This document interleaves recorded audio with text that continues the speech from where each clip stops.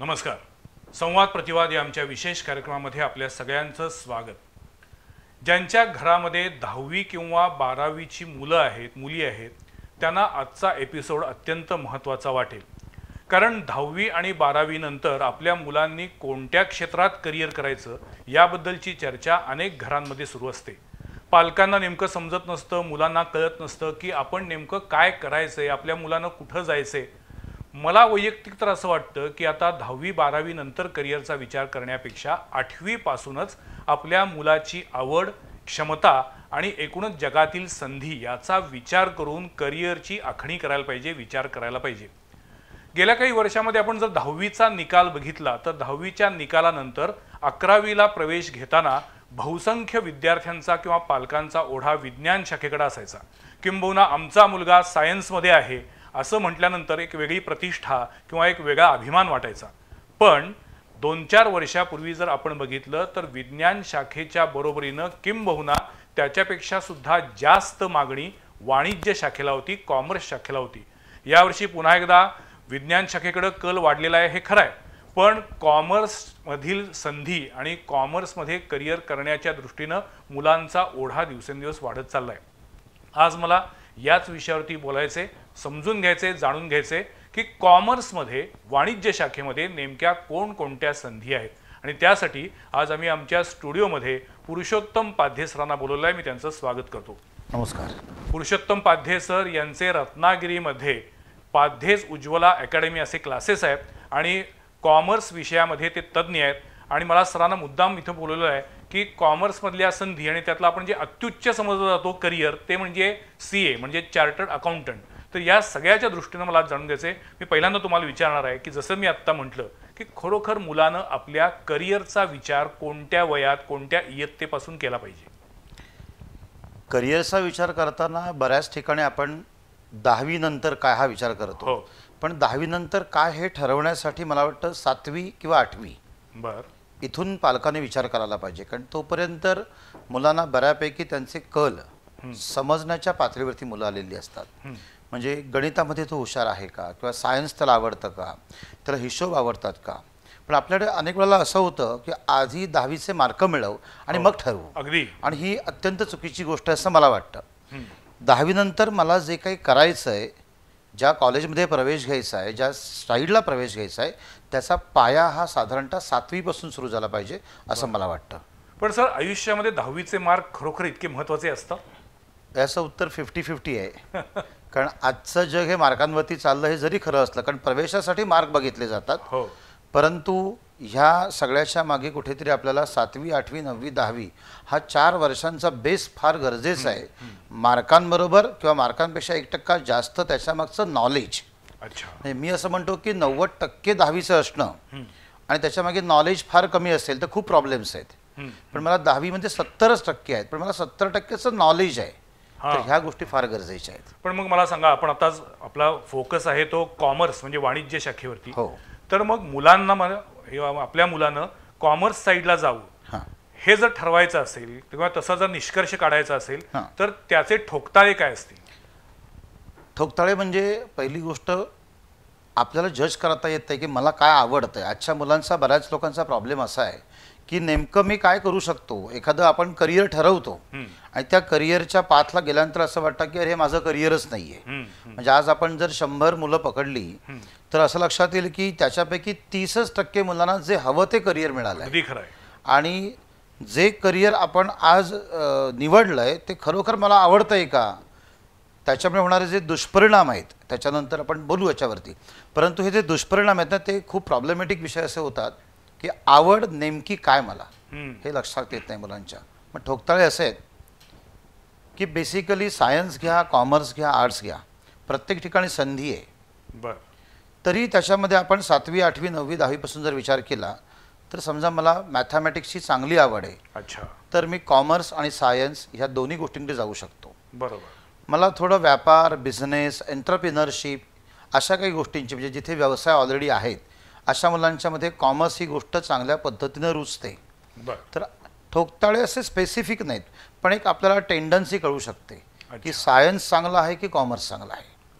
पण बरेचसे पालक कोणत्या बेसिसवरती कॉमर्स किंवा सायन्स घेतात तर सायन्स हे खूप चांगलं, कॉमर्स मध्यम आणि आर्ट्स एकदम कनिष्ठ, तर असं अजिबात नाही आहे. माझ्या लेखी मी जरी कॉमर्सचे क्लासेस घेत असलो तरी सायन्स, कॉमर्स आणि आर्ट्स ह्या तिन्ही एका लेवलला जाणाऱ्या गोष्टी आहेत. अच्छा. मग प्रश्न येतो खर्चाचा. खर्चाच्या दृष्टीनं पालक करिअर ठरवतात. म्हणजे मला इथे इतकं वाईट वाटतं की खर्च ही इन्व्हेस्टमेंट आहे, तो खर्च नाही आहे. त्याच्यामुळे आपल्या मुलांना तुम्ही त्याच्या आवडीनुसार जर क्षेत्र निवडायला मदत केली, पण पालकांचा प्रॉब्लेम काय होतो, हे क्षेत्र निवडणार कसं, तर याच्यावरती आपल्याला करिअर गायडन्स, करिअर काउन्सेलर अनेक असतात, यांची आपल्याला मदत घ्यायला पाहिजे. आपल्या मुलांचा त्या दृष्टीने आपण अभ्यास केला पाहिजे. बरोबर. म्हणजे आपल्याला करिअर नेमकं ठरवता येईल. इंग्लिशमध्ये असं म्हणतात, try to get what you like, otherwise you will be force to like what you gate.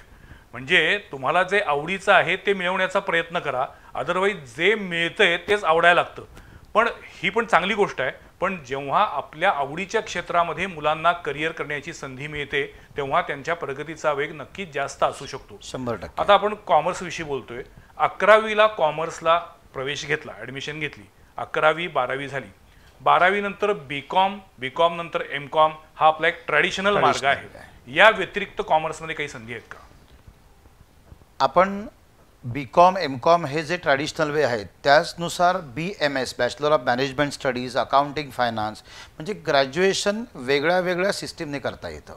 जसं ग्रॅज्युएशन आपण जे बीकॉम म्हणतो त्याला नॉर्मली प्लेन ग्रॅज्युएशन म्हणतात, किंवा आता graduation with accounting and finance, म्हणजे हा फायनान्समधला थोडा स्पेशलाइज विषय आहे. किंवा bachelor of management studies BMS, अशा पद्धतीचे आपल्याला ग्रॅज्युएशन करता येतं. हे झाले ट्रॅडिशनल वे. पण आजच्या जगामध्ये आपल्याला 3 वर्षाच्या डिग्री कोर्स बरोबर प्रॅक्टिकल व्हायची गरज आहे. जसे की बँकिंगचे कोर्सेस आहेत जे ग्रॅज्युएशन बेस आहेत, 12वी बेस आहेत. त्याच्यानंतर इन्शुरन्स सेक्टर खूप मोठा आहे जिथे की आपली बरीच कॉमर्सची मुलं जात नाहीत. कॉमर्सची मुलं थोडी ट्रॅडिशनल प्रिफर करतात किंवा मग डायरेक्टली CA, CS, ICWA. पण याच्याविषयी जागृती नाही आहे. आज म्युच्युअल फंड्स किंवा शेअर मार्केट, डेरिव्हेटिव्स याचे अनेक सेबीचे कोर्सेस आहेत. इन्शुरन्सचे वेगवेगळी मल्टिपल प्रॉडक्ट्स आज मार्केटमध्ये येतात. म्हणजे आज कॉमर्समध्ये गेल्या 10 वर्षात खूप मोठ्या प्रमाणावरती संधी उपलब्ध झाल्या आहेत. आणि ह्या सगळ्यांचं वैशिष्ट्य असं आहे की हे कमी खर्चिक कोर्सेस आहेत.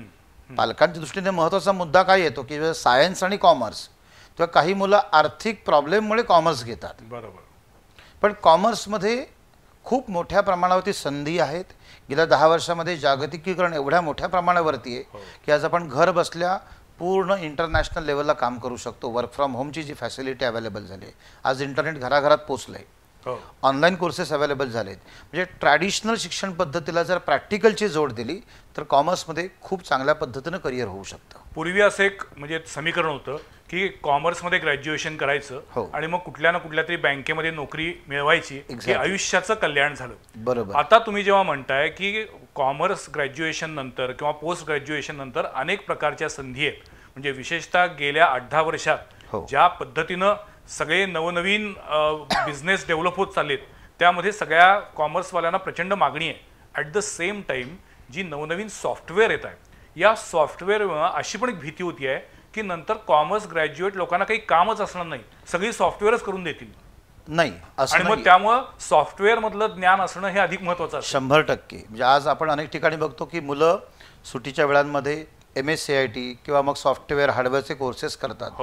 म्हणजे काही वर्षांपूर्वी जसं 10वी होणं हे मस्ट आहे, मिनिमम 10वी, तसाच प्रत्येक कॉमर्स असो, सायन्स असो किंवा आर्ट्स असो, या सगळ्या प्रकारच्या विद्यार्थ्यांना सॉफ्टवेअरचं आणि हार्डवेअरचं बेसिक नॉलेज असणं मस्ट आहे. आणि ते तुम्हाला नसेल तर आजच्या जगात तुम्ही अशिक्षित आहात. म्हणजे आता बीकॉम झाल्यानंतर जर तुम्हाला अकाउंटंट म्हणून काम करायचं असेल तर तुम्हाला टॅली आलंच पाहिजे. 100%. जर टॅली येत नसेल तर तुमच्या त्या डिग्रीला काहीच अर्थ नाही, असं आता एक समीकरण तयार झालेलं आहे. 100%. पण टॅली येणं म्हणजे सुद्धा नेमकं काय, तर टॅलीमध्ये जे टॅली हे सॉफ्टवेअर आहे. बरोबर. पण त्या सॉफ्टवेअरला जो डेटाबेस द्यायचा आहे त्याचं शिक्षण आपण ट्रॅडिशनल पद्धतीने घेतो. पूर्वी चोपड्यामध्ये जे वही पेन घेऊन लिहिलं जायचं ते आता फक्त कॉम्प्युटरच्या मार्फत, पण त्याचं बेसिक अकाउंटिंगचं जे आहे ते ज्ञान असलंच पाहिजे. त्याच्यामुळे ट्रॅडिशनल शिक्षण पद्धती खूप छान आहे, त्याला प्रॅक्टिकलची जोड द्यायची गरज आहे. म्हणजे असं पण नाहीये की तुम्ही थिअरी न समजून घेता प्रॅक्टिकल करा किंवा तुम्हाला प्रॅक्टिकल येते नुसती थिअरी होऊन चालेल. नाही, प्रत्येक प्रॅक्टिकलच्या मागे थिअरी दडलेली आहे. आणि भारतीय शिक्षण पद्धती काय सांगते, सार पद्धती किंवा सूत्र मांडलं जातं. मोठे मोठे थेरम्स असतात ना, तर ते सूत्राच्या मार्फत आहे. तसंच टॅलीचं आहे की अकाउंटिंगचं सगळं नॉलेज तुम्हाला पाहिजे तर टॅली ऑपरेट करायला इझी होईल. त्याच्यामुळे कॉमर्सच्या मुलाला या पद्धतीची सॉफ्टवेअर हँडल करणं सोपं जातं. सायन्सच्या मुलाला उद्या तो मोठ्या कॉर्पोरेटमध्ये जरी आला तरी त्याला जर कॉमर्सचं बेसिक नॉलेज नसेल आणि तो ह्या सॉफ्टवेअरवरती कमर्शियल काम करायला गेला तर टर्मिनॉलॉजीज माहिती नसतात. त्याच्यामुळे मला वाटतं की ट्रॅडिशनल आणि मॉडर्न यांचा संगम हीच खरी ज्ञानाची परिपूर्णता असते. आणि व्यवसाय कोणताही असो, कंपनी कोणतीही असो, जर तिथलं अर्थकारण व्यवस्थित असेल तरच ती कंपनी तरते, वाढते, प्रगती होते. आणि जर इकॉनॉमिक्स चांगलं नसेल तर ती कंपनी राहत नाही, तुम्ही कितीही हुशार असला तरी. आणि त्यामुळे आजकालच्या जगामध्ये छोटा मोठा व्यवसाय असला किंवा भली मोठी कॉर्पोरेट कंपनी असली तरी कॉमर्सला मरण नाही. 100% कॉमर्सच्या लोकांना मागणी आहेच, कारण त्याचं अर्थकारण बघण्यासाठी हीच लोक हवी आहेत. 100% म्हणजे अर्थशास्त्र, अर्थाचं शास्त्र, अर्थ म्हणजे पैसा, आणि पैशाचं शास्त्र सगळीकडे लागणार आहे. पैशाचं शास्त्र ज्याला जमलं त्याला जीवन जगता आलं. पण सर 10वी पर्यंत माझे समजा मॅथमॅटिक्स किंवा गणितामध्ये मी कच्चा आहे, तरी सुद्धा मी कॉमर्समध्ये जाऊ शकतो का? इथे एक मुद्दा मला सांगावासा वाटेल. बऱ्याच वेळेला काय होतं आपल्याकडे, म्हणजे मी अनेक वेळेला बघतो मुलाला शिकवताना त्यांच्या पालकांचे एक जे एक्सपेक्टेशन असतात की माझ्या मुलाला समजा गणितामध्ये त्याचा विषय कच्चा आहे तर त्याला गणित येण्यासाठी ते खूप भरीस पाडतात. वेरेस त्याचं इंग्लिश खूप छान असतं.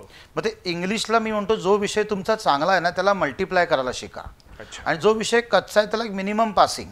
पण भारतीय पालकांची मानसिकता अशी आहे, विशेषतः आपल्या महाराष्ट्रीयन पालकांची, की माझं मूल प्रत्येक ठिकाणी पहिलं आलं पाहिजे, आणि असं होऊ शकणार नाही. त्याच्यामुळे पालकांनी काय करायची गरज आहे की त्याचा एखादा विषय तरी खूप स्ट्रॉंग आहे की नाही तिकडे लक्ष द्या. ओव्हरऑल तो वर्गात पहिला येणं हे टार्गेट असू नये आपल्या शिक्षणाचं. तो आयुष्यात कसा सस्टेन होईल दॅट इज मोस्ट इम्पॉर्टंट. आणि त्यासाठी परमेश्वराने निर्माण केलेल्या प्रत्येक माणसाकडे काहीतरी प्लस पॉईंट असतो. तो प्लस पॉईंट ज्याला ओळखता आला तो आयुष्यात खूप पुढे गेला.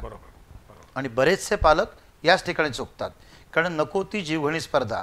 त्या 50-60 मुलांमध्ये वर्गामध्ये माझं मूल पहिलं आलं पाहिजे. म्हणजे पालकांना मी सांगू इच्छितो, आत्ता जे कोणी हा सेशन ऐकतायत त्यांनी, की आपल्या मुलामध्ये काय प्लस आहे. मग वक्तृत्व आहे, त्याचं स्पोर्ट्स आहे, त्याचं समयसूचकता आहे, त्याची व्यवस्थापन कौशल्य आहे, तर ह्या गोष्टी तुम्ही हेरा आणि मग या सेक्टरमधून त्याला डेव्हलप करायला जा. नसेल तर गणित कच्चं आहे तर त्याला गणिताचे 10 क्लास लावून त्याची आवड निर्माण करण्यात पॉईंट नाही. बरोबर, खरं आहे. करेक्ट. आणि इथेच गोंधळ उडतो बऱ्याच मुलांचा, आणि मग करिअरचा प्रॉब्लेम होतो. आता पुढच्या टप्प्याकडं, ते म्हणजे कॉमर्स एकदा आपण निवडलं की त्यातलं हायएस्ट करिअर म्हणजे काय, तर तुम्ही जसं म्हटलात की CA, CS आणि ICWA. आता चार्टर्ड अकाउंटंटची परीक्षा ही भारतातील एक अत्यंत अवघड कठीण परीक्षा मानली जाते. निकाल हार्डली 3-3.5% वगैरे लागतो. आता गेल्या काही वर्षात तो थोडासा वाढायला लागलाय, पण तरी सुद्धा अजूनही CA म्हटल्यावरती लोकांच्या कपाळावरती आठ्या, चेहऱ्यावरती प्रश्नचिन्ह असतं. अरे बापरे, म्हणजे एकतर CA करणाऱ्या मुलांबद्दल आदर असतो किंवा त्याच्याकडं हा परग्रहावरनं आलाय की काय अशा नजरेनं बघितलं जातं. CA परीक्षेचं एवढं काठिण्य किंवा एवढी त्याच्यामधली अवघड टप्पे जे आहेत हे का आहेत अजूनही? सांगतो मी, थोडं सविस्तर हा पॉईंट तुम्हाला सांगतो की चार्टर्ड अकाउंटन्सी ही परीक्षा भारतामध्ये कोणत्याही कॉलेजमार्फत घेतली जात नाही. त्यासाठी institute of chartered accountants of India 1949ला स्थापन झाली आहे, आणि संसदेमध्ये स्वतंत्र कायदा त्याच्यासाठी बनवून CA इन्स्टिट्यूटची स्थापना केली गेली, जिचं हेड ऑफिस दिल्लीमध्ये. CAच्या परीक्षेमध्ये काठिण्य पातळी एवढ्यासाठी आहे, ही व्यावसायिक परीक्षा आहे. एकदा का ती परीक्षा पास झाल्यानंतर जेव्हा विद्यार्थ्याला किंवा विद्यार्थिनीला चार्टर्ड अकाउंटंटची डिग्री दिली जाते तेव्हा असं म्हणतात की एकदा CAने एखाद्या कंपनीच्या ऑडिट रिपोर्टवरती सही केली की दॅट इज द लास्ट, म्हणजे तिला राष्ट्रपती त्या सहीला ऑब्जेक्शन घेऊ शकत नाहीत. भारतीय अर्थव्यवस्थेचे सैनिक म्हणजे चार्टर्ड अकाउंटंट असं पंतप्रधान मोदी म्हटले होते. 100%. म्हणजे मग ती जी डिग्री आपण अलॉट करतोय त्या इन्स्टिट्यूटच्या मार्फत त्याचे पॅरामीटर्स एवढे स्ट्रॉंग असलेच पाहिजे. कारण इथे कोणत्याही प्रकारे जर नजर चूक झाली, काही लाईटली घेतलं, लाईट अप्रोच जर फॉलो केला गेला तर त्या कंपनीचं अनुषंगाने देशाचं मोठ्या प्रमाणावरती नुकसान आहे. त्याच्यामुळे देशाचं अर्थकारण अत्यंत पारदर्शी पद्धतीने पुढे न्यायचं काम चार्टर्ड अकाउंटंट्सवरती असतं.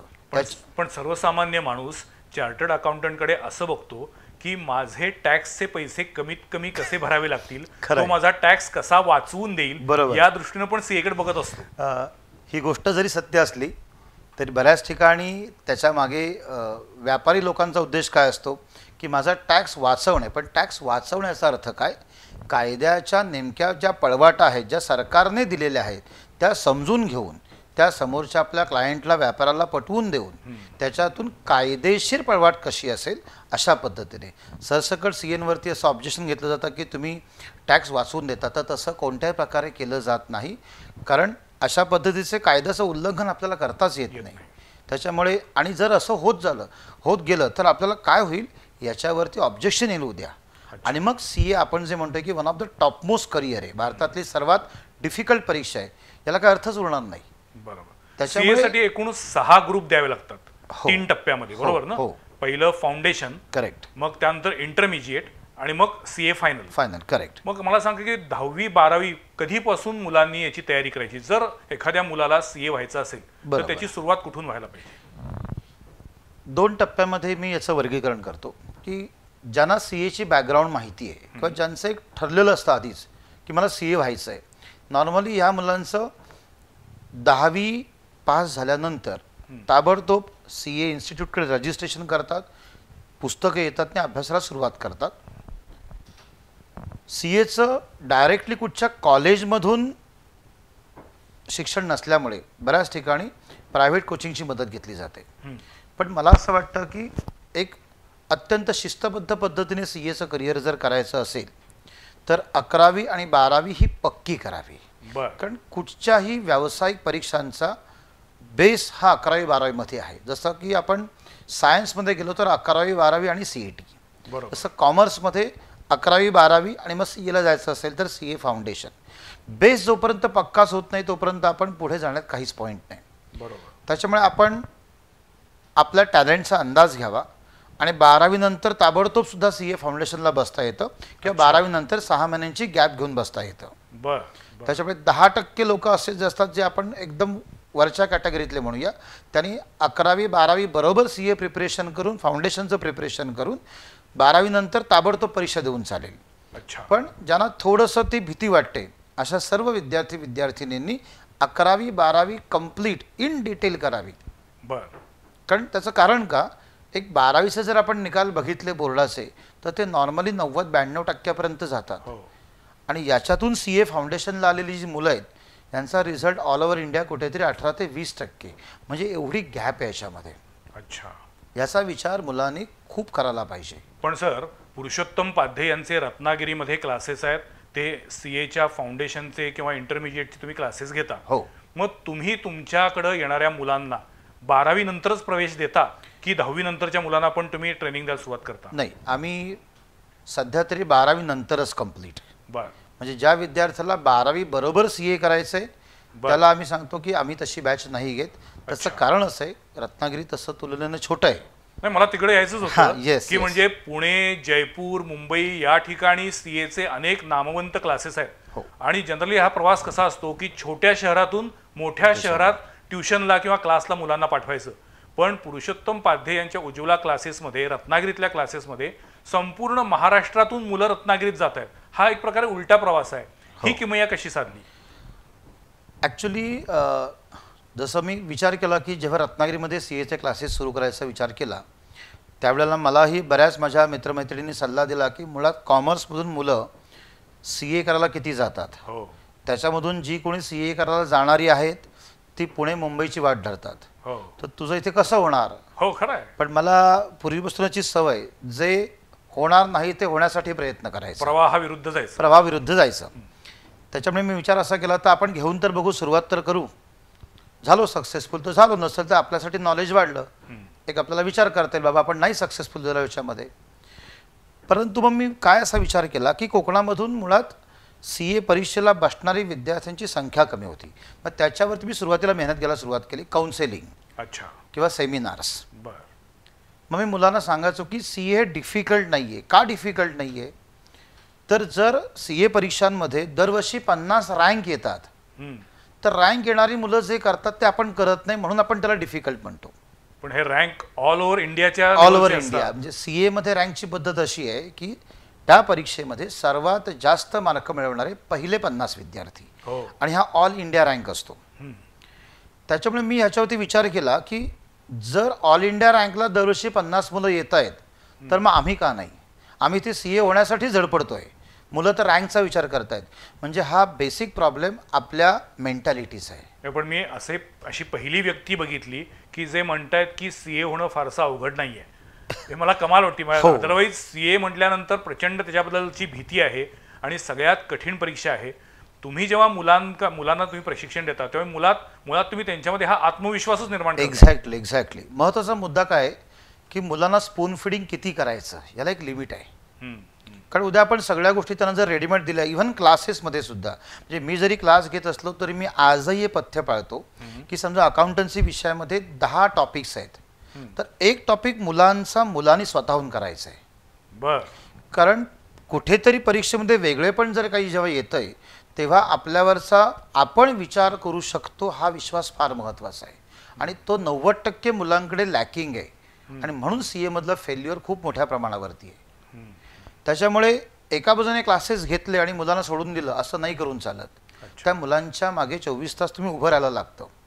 म्हणजे मगाचा जो आपला प्रश्न होता की मी कसा वळलो इकडे, तर सेमिनार्समधून मी मुलांच्यामध्ये जनजागृती करायला सुरुवात केली की आपण सीए होऊ शकतो. फाउंडेशन पहिल्या अटेम्प्टला होऊ शकतो, इंटरमिजिएट पहिल्या अटेम्प्टला होऊ शकतो. मग पहिला टप्पा मुलांच्यामध्ये आपणही सीए करू शकतो याचा विचार करणं. 1-2 वर्षानंतर मी पुढच्या टप्प्याला सुरुवात केली की पहिल्या प्रयत्नामध्ये कसे सीए होतील. बर. म्हणजे आता सीए फायनलची बॅच आम्ही रेग्युलर घेत नाही, 2 वर्षातनं एकदाच घेतो. पण फाउंडेशन आणि इंटरमिजिएटला सुद्धा 6-6, 7-7 वेळेला मुलं बसतात.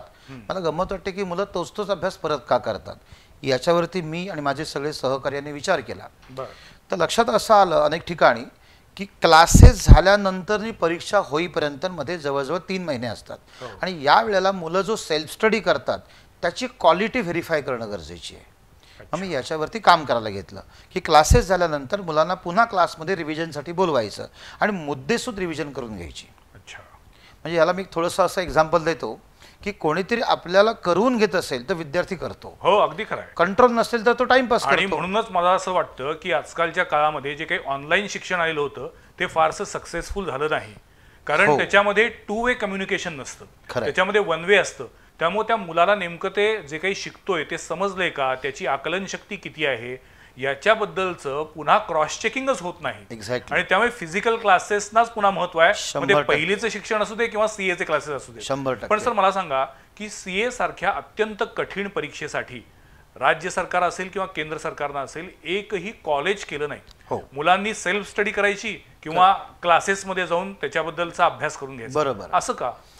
कारण ह्या व्यावसायिक परीक्षा आहेत. कुठच्याही व्यावसायिक परीक्षांना असं कॉलेज नसतं, ही सिस्टीम आहे. अच्छा. त्यांनी करस्पॉन्डन्स म्हणजे तुमचे रजिस्ट्रेशन करायचं, तुम्हाला पुस्तक येतील, तुम्ही स्वतःहून अभ्यास करायचा, त्याचे ट्रेनिंग्स घ्यायची आणि स्टेप बाय स्टेप परीक्षा द्यायच्या. याच व्यावसायिक कोणत्या परीक्षांचा ढाचा जो असतो तो असाच असतो. ओके. ह्या पारंपरिक जरी असल्या तरी त्या व्यावसायिक आहेत आणि त्या नॅशनल लेवलच्या एक्झाम्स आहेत. ओके. त्याच्यामुळे सिलेबसचा जर विचार आपण केला तर उदाहरणार्थ सीए फाउंडेशनला सिलेबस किती आहे, तर 11वी-12वीला जो सिलेबस आहे त्याच्या 5 पट सिलेबस सीए फाउंडेशनला आहे. हो, अगदी. मग सीए फाउंडेशनला गेल्यानंतर त्या मुलाला तो 5 पट सिलेबस भयंकर वाटतो. तो ग्रास करताना त्याची दमछाक होते. एक्झॅक्टली. बघ आम्ही त्याला म्हणजे मी काय म्हणतो की नदीत पोहायची जी स्पर्धा आहे त्या विद्यार्थ्याला नदीमध्ये किती पोहता येत असलं तरी एका काठावरून दुसरा काठ दिसतो नदीमध्ये. पण तो जेव्हा समुद्रात येतो ते जे नेमकं काय होतं की चहूबाजूने पाणी आणि आपण गटांगळ्या खातोय ते होतं. 11वी-12वीच्या त्या यशाच्या आधारे आपण जेव्हा सीए फाउंडेशनला ॲप्रोच न बदलता आपण त्याच मोडमध्ये जातो. आणि म्हणून 12वीचा बोर्डाचा 90-95% निकाल सीए फाउंडेशनच्या लेवलला 18 ते 20% येतो. पण मग तुमच्याकडे सीए फाउंडेशनसाठी एखाद्या विद्यार्थ्यानं ऍडमिशन घेतलं तुमच्या क्लासमध्ये, तर साधारण त्याला किती महिन्यांचं तुम्ही प्रशिक्षण देता? कारण सीए फाउंडेशनचे पण 2 ग्रुप असतात. हो, नाही सीए फाउंडेशनला 4च पेपर. 4च पेपर. अच्छा. मग त्या 4 पेपरसाठी आधी किती महिने मुलांना तयारी केली पाहिजे? आता ॲक्च्युली याचं पण उत्तर मी 2 भागात देतो की भारतामध्ये जे सगळे क्लासेस घेणारे बरेचसे जे आहेत ते नॉर्मली 3.5 महिन्यामध्ये असे क्लासेस पूर्ण करतात. 4 पेपर्स आहे. 4 पेपर्सचे बरं डेली साधारणतः 7 ते 8 तास शिकून. बरं. पण मी एक विचार असा करतो की मी हा सगळ्यात महत्त्वाचा मुद्दा आहे. Yes. क्लासेस रोज 7 ते 8 तास, 1 तास 2 तास नाही. पण सर मला मुळात तेच विचारायचं होतं की सीए जो मुलगा करू इच्छितो त्यानं सरासरी रोज किती तास अभ्यास केला पाहिजे मन लावून आणखीन. येस, हे उत्तर देतो. पण त्याच्या आधी मी तुम्हाला असं सांगतो की मी 7 महिन्याचे क्लास घेतो. अच्छा. सीए फाउंडेशनचे. आपण 3.5 महिने जर अन्य घेत असेल तर 7 महिन्याचा क्लास दुप्पट घेतो. कालावधी हो, त्यासाठी हो. घेता. दुप्पट कालावधीमध्ये मी का घेतो तर त्याचे 3 टप्पे केलेत. बरं. टप्पा 1 म्हणजे शिकवणं. ओके. 4 महिने पूर्ण शिकवणं होतं. 2 महिने त्या मुलांची आम्ही बसवून व्यवस्थित रिव्हिजन करून घेतो. बरं. पण म्हणजे स्पून फिडिंग नाही करत. तर त्यांना मी वर्गात बोलावतो आणि टार्गेट्स देतो की हा टॉपिक आहे, तुम्ही न बघता आता हे 20 प्रश्न सोडवा. काय महत्त्वाचं आहे सर्वात की मुलांच्या रिव्हिजनची क्वालिटी. हो. परीक्षेमध्ये का गोंधळ उडतात? कारण आम्हाला परीक्षेमध्ये जे करायचं त्याचीच जर प्रॅक्टिस आपण केली नसेल तर 100% गोंधळ उडणार. बरोबर. म्हणजे पेपर लिखाणच केलं नसेल आपण कधी. 12वीमध्ये करतो पण सीए मध्ये बरीच मुलं करत नाहीत. हो. अनसॉल्व प्रॉब्लेम्स म्हणजे कुठच्याही प्रकारचा उत्तराचा रेफरन्स न घेता एखादं गणित सोडवणं, ह्या गोष्टीला प्रचंड व्हॅल्यू आहे सीए मध्ये. अच्छा. आणि ही गोष्ट आम्ही मुलांकडून करवून घेतो. आणि आता आला पुढचा मुद्दा आपला तासाचं गणित. माझ्या दृष्टीने सीए फाउंडेशनचा विद्यार्थी हा साधारणतः 19 वर्षाच्या वय असताना त्याचा तो परीक्षेला बसतो. याला टीचिंग मॅक्झिमम 5 तास दिवसाला, याच्यावरती नाही. कारण त्याचं कॉन्सन्ट्रेशन होऊच शकत नाही. आणि याच्यानंतर त्याने 4 तास जरी रेग्युलर अभ्यास केला, प्रॉपर 4 तास फक्त, जे दिवसातले 9 तास अभ्यासाला दिले पाहिजे सीए फाउंडेशनला. म्हणजे आम्ही 9च म्हणतो, 9 तास.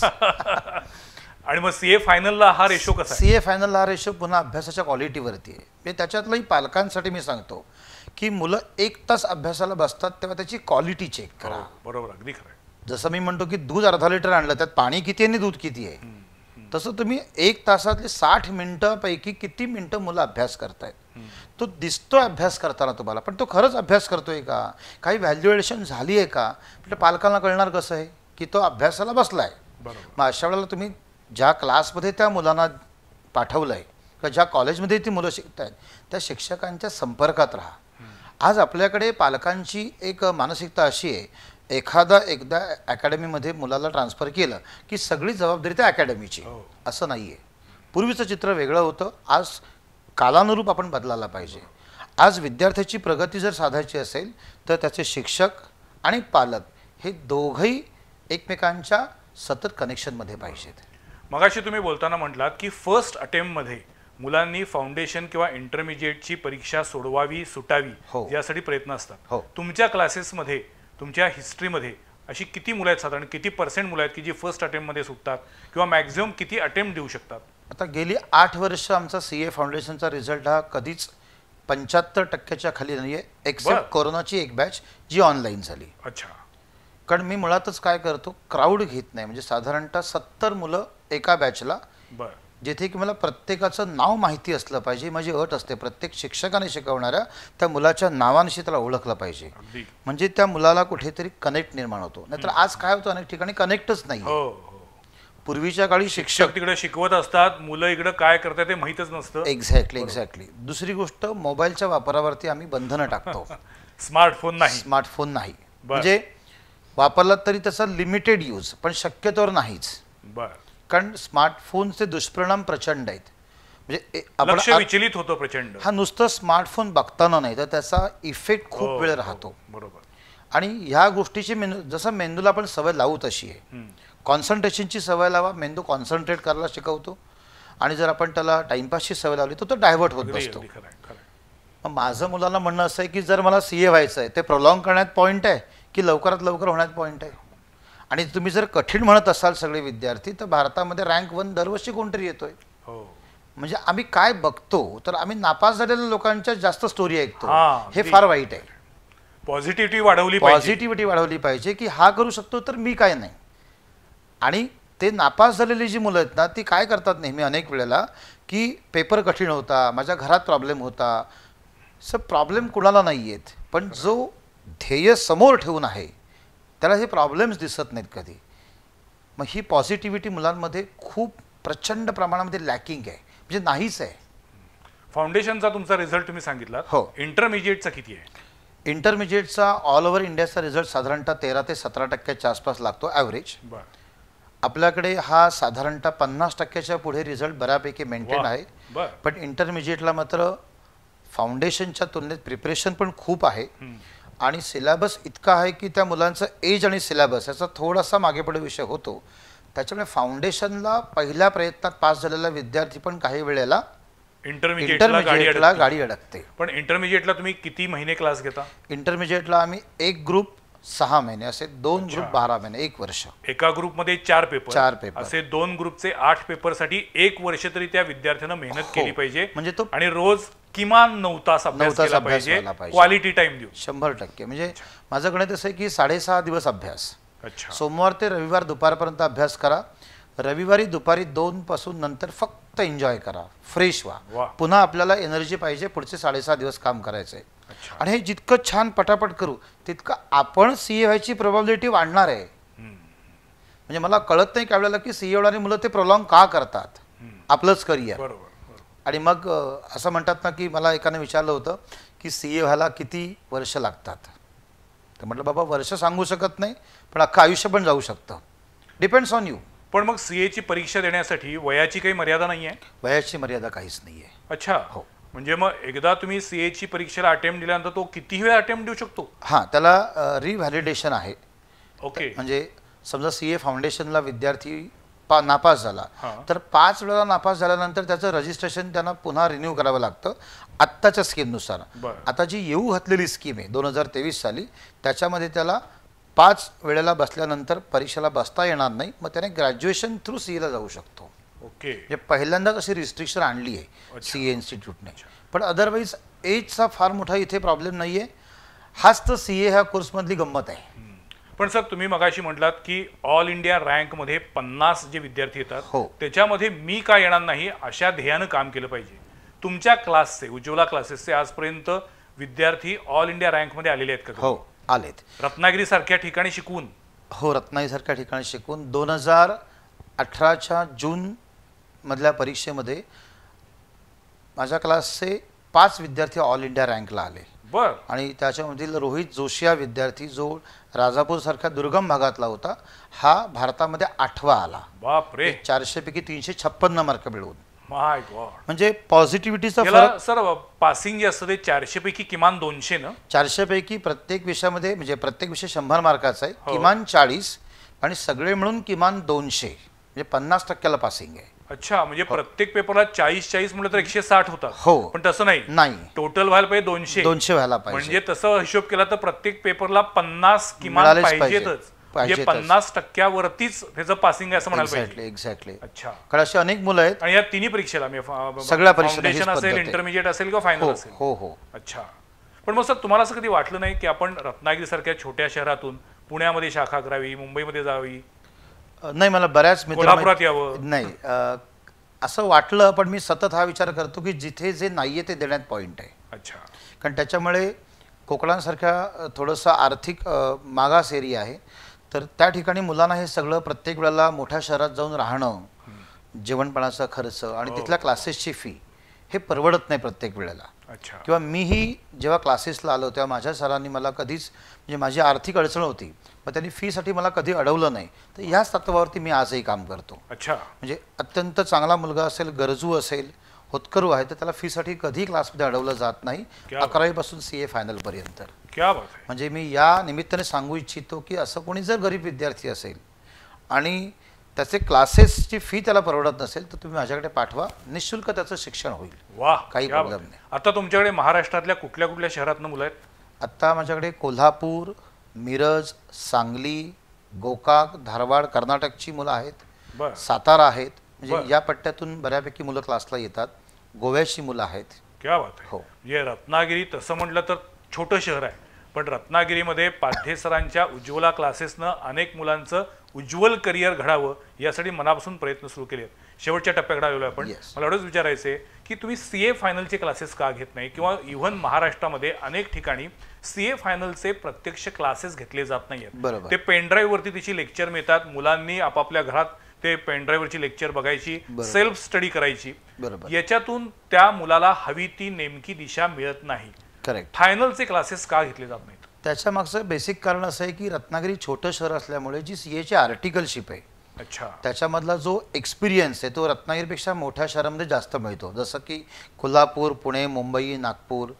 तर नॉर्मली काय होतं, सीएच्या ज्या परीक्षा पद्धती आहेत त्यातली सीए फाउंडेशन आणि त्याच्याबरोबर लगेच एका वर्षामध्ये सीए इंटरमिजिएट आणि मग ते 3 वर्षाची आर्टिकलशिप आहे. हो, बरोबर. ट्रेनिंग आहे. मग एकदा का ट्रेनिंगसाठी विद्यार्थी बाहेर पडला, आता नवीन येणाऱ्या स्कीममध्ये हे 2 वर्षाचं ट्रेनिंग होणार आहे. पण रत्नागिरीच्या बाहेर एकदा विद्यार्थी पडला की तो नॉर्मली परत येत नाही. पण पुण्या मुंबईत तरी सीए फायनलचे सर्व विषयांचे क्लासेस फारसे नाही आहेत. पण आता बरेचसे ऑनलाईन होतात. आणि दुसरी प्रॅक्टिकल डिफिकल्टी अशी आहे की आम्ही क्लासेस सीए फायनलचे आत्तापर्यंत 2 बॅच घेतल्या. बरं. पहिल्या बॅचचा आमचा निकाल हा 100% लागला. बरं. त्याच्यामध्ये 2 ऑल इंडिया रँकला मुलं आली. भारतामध्ये 27 आणि 44 हा रँक आपला 2019च्या जून परीक्षेमध्ये आला. मला असं वाटतं की अर्धवट अभ्यास करून पुन्हा पुन्हा अटेम्प्ट देण्यापेक्षा एकदाच खूप चांगला अभ्यास करावा. आणि माझ्या ओपिनियनमध्ये सीए फायनलचं 8 विषयांचं प्रिपरेशन करायचं असेल तर कंप्लीट म्हणजे विदाऊट एनी डिस्टर्बन्स तुमच्याकडे कमीत कमी 16 महिने पाहिजेत. अच्छा. आणि मी ज्या आत्तापर्यंत बॅच लॉन्च केल्या त्या 14 महिन्यांच्या बॅच लॉन्च केल्या. बरं. त्याच्यासाठी प्रॅक्टिस. त्याच्यामुळे पहिल्या प्रयत्नामध्ये आर्टिकलशिप पूर्ण व्हायच्या आधी मुलं सीए होऊ शकली. अच्छा. बरं. क्या बात आहे. म्हणजे हे सगळे मी प्रयोग केले. पण शेवटी सीए फायनलला आपण जात असताना कोकणासारख्या ठिकाणी तेवढ्या फॅकल्टीज उभ्या करणं, त्याचं कमर्शियल गणित जुळणं आणि ह्या सगळ्या पलीकडे आर्टिकलशिप म्हणून मुलाची बाहेर पडतात. मग त्याचा विचार करून मी सीए फायनलची बॅच 2 वर्षातनं एकदाच घेतो. जी मुलं नॉर्मली त्या ठिकाणी आर्टिकलशिपला असतात त्यांच्यासाठी. मला आता थोडक्यात माहिती आहे, माझा वेळ संपत चालला आहे. येस. सीए आणि आयसीडब्ल्यूए याच्यामध्ये काय फरक आहे? आयसीडब्ल्यूए ही जी परीक्षा आहे ती सीए सारखीच आहे, फक्त तिथे कॉस्टिंग. अच्छा. म्हणजे विशेषतः मॅन्युफॅक्चरिंग इंडस्ट्रीतल्या रिक्वायरमेंटनुसार त्या कोर्सचं डिझाईन केलं गेलेलं आहे. थोडं मॅथमॅटिक्स जास्त लागतं आयसीडब्ल्यूएमध्ये. बरं. म्हणजे बऱ्याच मुलांना माहिती नसेल की सीएमध्ये तर मॅथ्स लागतंच, पण आयसीडब्ल्यूला जास्त मॅथमॅटिक्स लागतं. पण तुलनेनं मुलं आयसीडब्ल्यूकडे कमी का वळतात तर त्याच्या job opportunities as compared to CA कमी आहेत. किंवा जसं सीएना कुठेही प्रॅक्टिस करता येते, जीएसटी हा सीएसाठी वरदान ठरला आहे, तसं आयसीडब्ल्यूला नाही आहे. त्याच्यामुळे मुलांचा ओढा तसा कमी आहे तिथे. अच्छा. पण आयसीडब्ल्यूए सुद्धा अशाच 3 पद्धतीच्या लेवलला काठिण्य पातळी सेम. अच्छा. कंपनी सेक्रेटरीला सुद्धा काठिण्य पातळी सेम. सीएस म्हणजे कंपनी सेक्रेटरी आहे. Yes yes. त्याच्यामध्ये तर पुन्हा सिलेबस हा कॉमर्सचा सगळा असतो. कॉमर्सचाच तिथे लॉला जास्त प्राधान्य दिलं जातं. कॉर्पोरेट्समध्ये कंपनी सेक्रेटरीचं काम मोठ्या प्रमाणावरती असतं. प्रोसिजरल आस्पेक्ट फार असतात. त्याच्यामुळे कंपनी सेक्रेटरीला पण याच पद्धतीने थोडंसं मागे पुढे होत असतं. पण या 3 परीक्षांचे जे बेस आहेत 60% सिलेबस हे आपण कॉमन म्हणू शकतो. अच्छा. आणि या व्यतिरिक्त आजकाल टॅक्स कन्सल्टंट म्हणून सुद्धा अनेक लोक करिअर करू शकतात. हो हो. त्यासाठी काही कोर्स आहेत का? टॅक्स कन्सल्टंट म्हणून प्रायव्हेट आणि युनिव्हर्सिटीचे पण कोर्सेस आहेत. मुंबई युनिव्हर्सिटीचे आहेत. डिप्लोमा इन टॅक्सेशन लॉ आहे, या DTL असं म्हणतो आपण. म्हणजे बेसिक टॅक्सेशनचं नॉलेज घेऊन तुम्ही बेसिक टॅक्स प्रॅक्टिस करू शकता. इव्हन कोल्हापूरमध्ये शिवाजी विद्यापीठ, नागपूर विद्यापीठ, पुणे विद्यापीठाचे पण असे प्रत्येक विद्यापीठाचे टॅक्सेशन आणि लॉ, पण त्याच्यामध्ये त्यांचं प्रॅक्टिकल होत नाही. त्याच्यामुळे नॉर्मली हे सगळे लोक मग सीएनच्या फर्ममध्ये प्रॅक्टिससाठी येतात. बरोबर. पण मग हे सगळे जे टॅक्सेशनचे कोर्सेस आहेत हे ग्रॅज्युएशन नंतर आहेत? ग्रॅज्युएशन नंतर आहेत. अच्छा. आणि या सगळ्यांना बेसिक ग्रॅज्युएशन आहे. अच्छा. शेवटचा प्रश्न की तुम्ही आता सीए बद्दल माहिती दिली, थोडक्यात आम्हाला आयसीडब्ल्यू आणि सीएस कंपनी सेक्रेटरी सांगितलं, पण ज्या मुलाला सीए करायचे त्या मुलाला 11वी पासून पण तुमच्या क्लासमध्ये तुम्ही कॉमर्सचं प्रशिक्षण देता का? क्लासेस घेता का? देतो ना. म्हणजे त्याला सीए व्हायचे न व्हायचे पुढचा भाग. हो हो. पण त्याला कॉमर्सचे पण क्लासेस आपण घेता? 100%. 11वी आणि 12वी हा पण आपला कोअर पार्ट आहे. आणि त्याचं एकदम बेसिक आणि चांगल्या पद्धतीने आपण पाया तयार करून घेतो, ज्याच्या आधारे कुठेही जा तुम्ही खूप छान पद्धतीने पुढे जाऊ शकता.